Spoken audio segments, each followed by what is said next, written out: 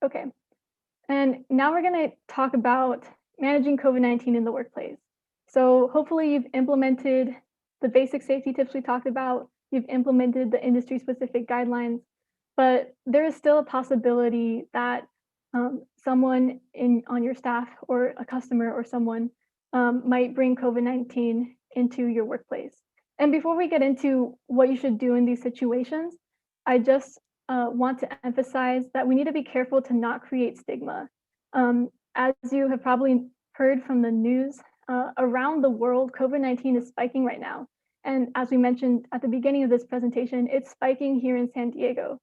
And so it's definitely likely that an employee might have COVID-19 at some point. And we want to make sure that we create a culture where people know what they should do in that situation and feel safe and comfortable in coming to you and letting you know if they were exposed or if they are sick so that we can adequately respond to it and prevent an outbreak in our workplace. So first step is vigilance.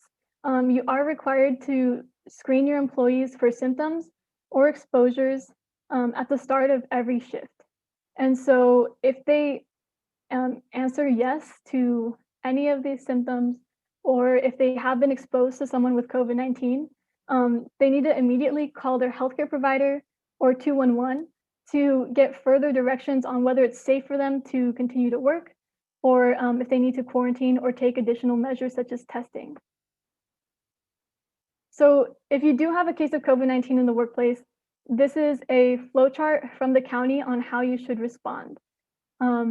Hopefully you've seen this before. If not, it is linked in this presentation and it's also available in Spanish. So this is for you as the employer. The employee who tested positive should stay home for 10 days and they can't come back to work until those 10 days are up and they've had an improvement in their symptoms. Second, you want to deep clean the area. Third is really important. You are required to notify the county public health services if there is a case of COVID-19 among your employees. So you want to make sure that you have the employee's name, date of birth, and contact information available. It is a hotline where you leave a voicemail, so you won't directly get to speak to someone when you call this number, but this lets the public health services know that you have a case of COVID-19 and that you need assistance. And so they will, they will contact you so that to work with you on contact tracing and stuff in the workplace. Another important step is if you are required to report illness or injury to Cal OSHA, there are certain occupational health reporting requirements related to COVID-19. So I highly suggest that you click on this link and read more about those. And finally, you will be required to provide notice of exposure if employees within your workplace, again, came within 6 feet for 15 minutes of someone who was diagnosed with COVID-19, you need to let them know.